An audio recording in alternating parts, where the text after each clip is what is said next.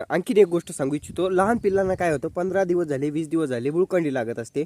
तर तुम्हाला काय करायचं आहे, सर्वप्रथम ज्या पिल्लांना तुम्ही जो चारा देताय ना, तो गरम असो, थंड असो, भूस असो, कुटार असो, काहीही असो, तर तुम्हाला तो चारा पहिले बंद करायचा आहे. जर 15 ते 20 दिवस झाले लगातार बुळकांडी होत आहे आणि पिल्लं समजा मरत आहे बुळकांडीनं, तर तुम्हाला काय करायचं आहे, पहिले तो चारा बंद करायचा आहे आणि नवीन चारा द्यायचा आहे. दुसरा चारा बदलल्यानंतर 50% पिल्लांना तर फरक पडून जातो. हे तुम्हाला माहिती नसेल कदाचित, एक सांगून देतो.